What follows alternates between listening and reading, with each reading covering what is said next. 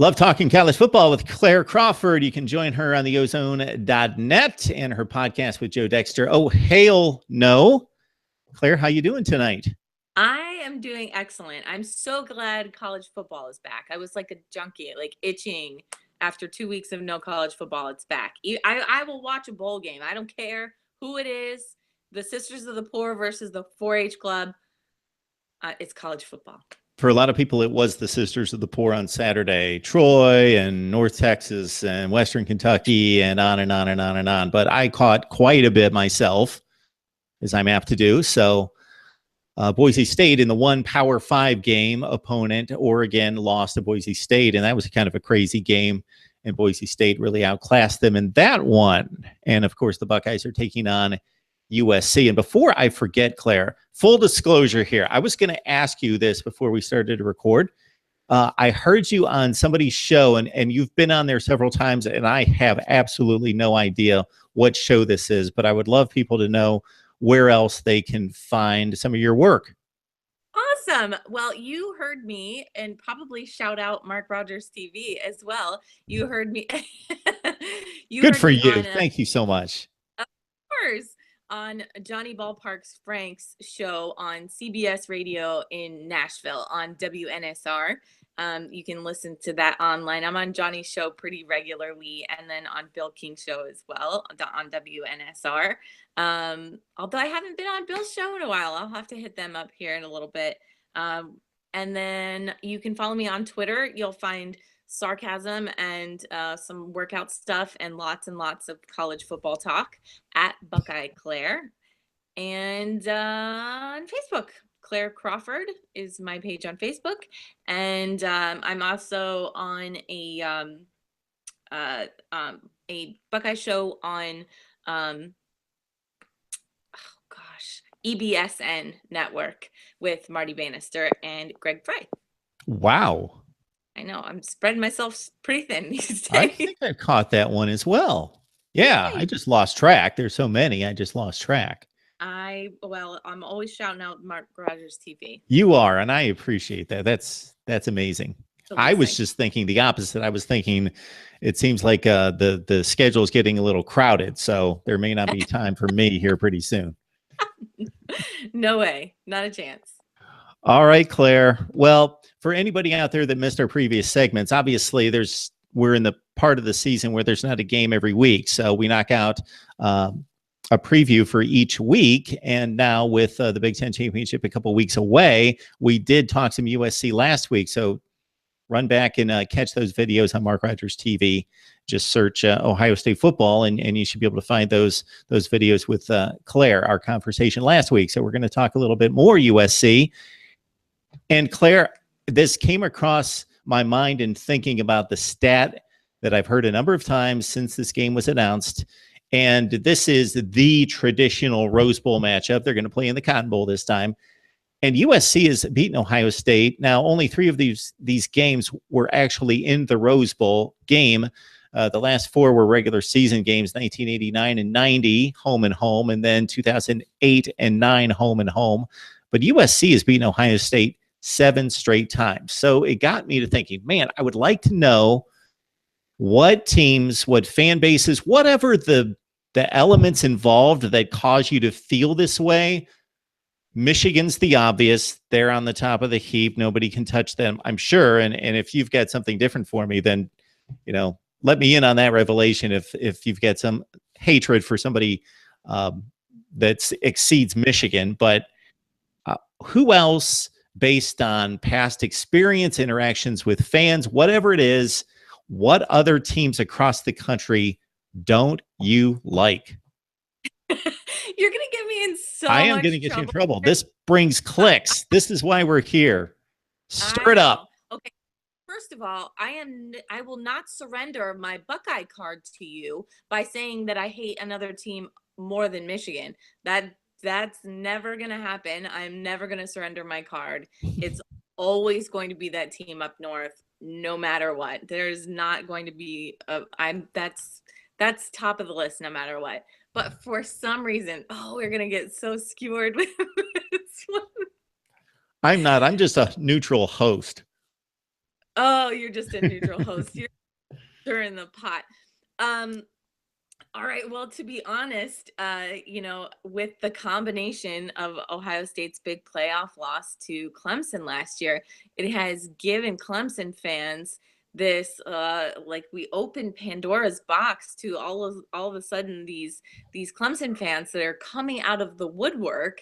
And I have a term that you and I have discussed before about college football fans who are experiencing new money, as I like to say. They are the nouveau riche of college football. And it's not to say it's not a program that hasn't accomplished things and hasn't been around for a long time. They've obviously been very successful as of late, but it's not a program that you can say, there are still programs that we hold on to that we believe should be very good and competitive, like Nebraska, because we remember what they could do, and you still kind of hold them over a higher esteem than a team like Clemson. And part of it is that the conference that they were in it's been weak for quite some time. It was bottom of the barrel for quite some time, so it's difficult to look on them. Even if they were dominating a conference, it's difficult as a college football fan to kind of get over that hump. I am not taking anything away from their playoff victory or what they've been able to accomplish, their national championship, their win over Bama. I have no beef with that whatsoever. But their fans specifically, they're stoking the fire of hatred for me for some reason, because I get attacked regularly from Clemson fans for some reason. And trust me, I'm not an easy target. I know that anybody who watches this show know that I know my college football, know that I know my Ohio State Buckeyes. Not sure why they want to step into the ring with me, but for some reason, I'm gonna have to put Clemson as second under the state up north. Okay, before we continue the list, I'm going to clarify some things. Okay. For Claire, I'm going to clarify some things, not for you, but on your behalf, because you know what you just said. People are going to take and run with it. Yeah. And they're going to forget all the credit you gave. All that's going to be completely dismissed. They're going to take the 10% bad and run with it. Yeah. So, yes, the ACC, and I will stand firm on this, has generally been the worst football playing conference in college football for quite some time. Not now. Again, stop right now before you start commenting. Well, the ACC might be the best football conference right now. I think it's extremely close. I think it's an argument. I run the metrics. I even tried to separate them earlier this season. I think it's very close. The ACC has grounds to say we are the best football conference. Is it decided? No. But not too long ago, the ACC was awful. Okay, now to Clemson. Now I'm going to show my age here, but I was just a little tyke running around when Clemson won the national championship in 1981. But that was kind of like, where'd they come from? It wasn't like this was Oklahoma, Nebraska, Ohio State, Michigan, Notre Dame, whoever, and they won the national championship, and you were like, okay. It was like nobody even saw them coming until like 9 games deep into the season. It was like people started reporting, and the internet wasn't around. It was, Clemson's like 9-0, and they won the national championship. And the bowl seedings being ridiculous as they are now, they were super ridiculous then. They actually beat a Nebraska team that was like 10th in the country. That's who they paired up in the Orange Bowl was Clemson and Nebraska. So anyway, and then they went and they disappeared again. And if you track them, so that was 1981, they won the national championship. If you track Clemson after that, yeah, you'll see a 10-2, but it's rare. You'll see a lot of 7-5, 7-5, 5-6, 6-5, 8-4 for years and years and years and years until Dabo Swinney showed up. I'm not going to say that there weren't any 9 and 10 win seasons, but there was absolutely nothing close to any contention for any national championship between 1981 and about 2013-14 range. So that is a very long time span in college football years. And you won't see, for some reason, and maybe on yours, but I look in your comment section too. I don't see a ton of Bama fans attacking anyone really. I don't see a whole lot of Bama fans barking at anyone, even after they were able to sneak into the playoff.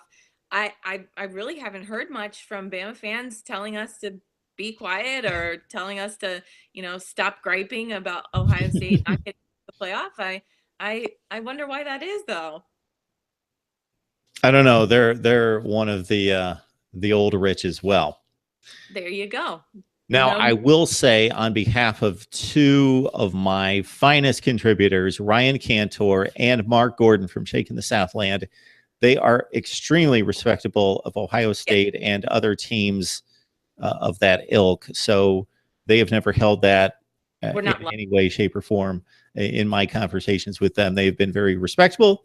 They're, of course, in complete ecstasy with the recent emergence of Clemson, but they remember when. It hasn't been that long. No. Clemson, number 2. That's after official. Michigan. Who else? Is there anybody else you have ire for? Even USC is one of those teams that's always like, as an Ohio State fan, you're not supposed to like. And then there's a list. Like Notre Dame is on that list. USC is on that list. I think maybe Florida State, they're an older program, might be on that list.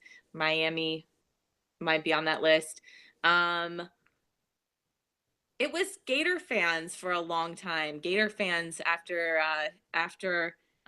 the national championship, and then after the lost national championship in 2006, and losing basketball and football and to the same team in the same year. That was not cool and not fun, and not fun to have to defend both of those teams in the same year.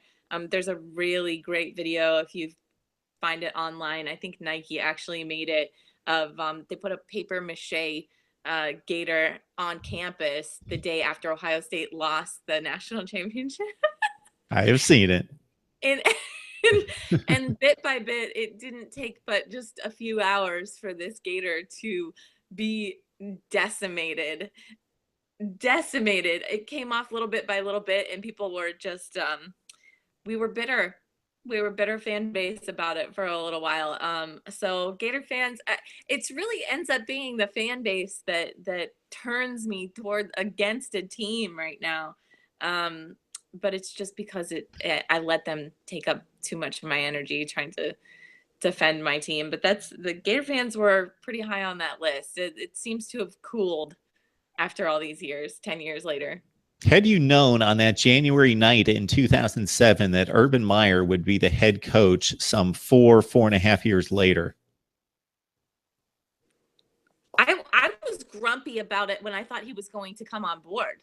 I was excited because I knew he was a great coach, but I still had like this bitterness in my heart about it. I was like, oh, guy, I remember what he did to my team. Like, I just didn't, it was rubbing me the wrong way. And now I'm obviously one of the biggest Urban Meyer supporters out there. Yeah, I know other Ohio State fans like that weren't real happy with the hire of Urban Meyer, and I presented them the track record to say, you most likely have just won a national championship. Yep, and they did. Didn't take long. No. So USC and Ohio State get together on December, whatever it is. It's near the end of the month, 29th or 30th. It throws me off when it's not New Year's Day. I know. It's supposed to be all the major bowls. What's that? At least it's not New Year's Eve. No, that's just an ugly situation. I don't like that. It's not good for business. I know that coming from ESPN, and it's not good. It's just not good. Claire Crawford joins us from the ozone.net. Join her there and her podcast with Joe Dexter. Oh, hail no. JT Barrett. This guy has a record book unto himself, whether it be Ohio State or Big Ten, and he just doesn't seem to get embraced by most Ohio State fans. And the big wins or the lack thereof And I always challenge people on what they categorize as big wins. Seems to be the problem with his legacy, at least his current legacy. Where do you stand on that? So he's won a school record 37 games. He has shown not just mental toughness, not just leadership, physical toughness. When we watched JT Barrett in that Big Ten championship game against Wisconsin just a couple weeks ago, days after having knee surgery, go out and not just be a gamer, but lead his team. His stats weren't flashy. It was nothing to write home about. I think he was 12 for 26. But the fact that he got the job done is what fans should be concerned with. JT Barrett got the job done. And again, I think, you and I have talked before, JT Barrett could go out there and be the drum major and be the quarterback and save somebody's life and earn his PhD in 3.5 years and break every record in the record book. And there are people that are just not going to be JT Barrett fans and that are always going to be looking for what's better. And to think that the grass is greener right now is foolish. He, as far as we know, JT's health is progressing, and it's not just the fact that he's a senior that he's going to be starting. I think Urban Meyer is not going to wage his paycheck on being just it being a loyalty thing. There are plenty of seniors on that team that didn't get as much playing time, and it's because he's wanting to put the best players on the field at all times. And the good news is about this break, the players have had the opportunity, the younger players have had the opportunity to not just be the scout team, but actually be running Ohio State plays. So it's good for the depth of the team and for the future, but make no mistake about it, JT Barrett will be the quarterback in the Cotton Bowl versus USC. And whether you like it or not, he's proven to get it done. So, Claire, we've seen JT Barrett play as much quarterback as just about anyone in college football over the last several years. He did have the time against Cardinal Jones, which he lost the job out of the gate in 2015, so he didn't play much early in the season. Then he took the reins when the offense struggled. Of course, he missed the playoffs in 2014. And other than that, he's been the starting quarterback. So I understand your defense of him. I think it's well stated. I think it's justified because there's more to quarterback play than just the stat sheet. I also would like you, based on watching him and then based on watching several other capable, if not great quarterbacks on the other side, and we'll see another one coming up in the Cotton Bowl, a guy that's going to be the top pick in the draft, most likely. How would you rate JT Barrett against the better quarterbacks that Ohio State's faced since he took the job week 1, 2014? So if we're talking skill set versus skill set, we've seen quarterbacks with better arms. I think there is no secret that JT Barrett does not have a cannon for an arm, but I think he makes smart decisions. And he has thrown very little as far as interceptions are concerned. So I think he stacks up very well with that, as opposed to someone who's out there kind of like a gunslinger, like a Baker Mayfield, even winning the Heisman, has not always been terribly careful with the ball. I would say JT Barrett is a better runner, but I would say that his skill set has not developed as much in that department because I think, honestly, Urban Meyer was preparing him for what fits best in his offense. I think at times JT Barrett was a second and third running back on that team. Unnecessarily so, but that's just kind of, I think, how the offense ended up shaking out. JT Barrett, I believe, holds on to the ball a little bit longer than he needs to. He's had the luxury of some very, very, very good offensive lines and 2 very good centers. And so I think because of that luxury, it has kind of bolstered some of his stats. And he will never take anything away from his offensive line. He'll never take credit for any of that. I'm sure he'll give all the love to his offensive line. But there are certainly quarterbacks right now that have better skill sets with lesser offensive lines. As far as leadership is concerned, that's kind of not something that you can tangibly measure, but I know that Urban Meyer speaks very, very, very highly of it. And I think that's an extremely important thing to have on the field. So we're going to give him a good grade for decision-making, leadership, ability to be mobile, and we're going to give him like a C for holding on to the ball a little bit too long. I think that kind of dovetails into him being kind of careful with football. I get the full report card there. Well done. Thank you. I didn't go into footwork and mechanics. Well done. Well done. JT Barrett has nothing to be ashamed of. He's done an exceptional job as the Ohio State quarterback. Yes, he has had bad games, as everyone else has. I think that Cardell Jones' skill set in just heaving it downfield, and with Michael Thomas and Devin Smith, and that dynamic that proved to be one of the differences in winning a national championship, that has been one thing that's been a point of comparison in Cardell Jones and his success and that magical run versus then JT Barrett, who also, people forget, Michigan State, that game in 2014 on the road, which they beat a team, and I believe that was the last time that they were an underdog in a regular season game. JT Barrett had an exceptional game and utilized those same receivers downfield that people forget about that effort. And then Cardell Jones takes his place, and the skill set just matched with what Michael Thomas and especially Devin Smith did well. And then you contrast that to JT Barrett coming back in the lineup. And then once Smith and Jalen Marshall, to a lesser extent, and Thomas moved on to the NFL, then the receiving core, despite the high recruiting rankings, just never gave him quite the support that the previous guys did. Even Noah Brown, I think, underachieved for what was expected of him. And he came back from a devastating injury. So you can't take too much away from Noah Brown. But yeah, I agree. I think that wide receiver core was really hyped up after that and didn't quite live up to their expectations. And we saw what happened this year when they finally started clicking, and we were wondering, we were kind of pointing fingers in all directions. Who is to blame here with the passing game? Is it play calling? Is it wide receivers and their routes?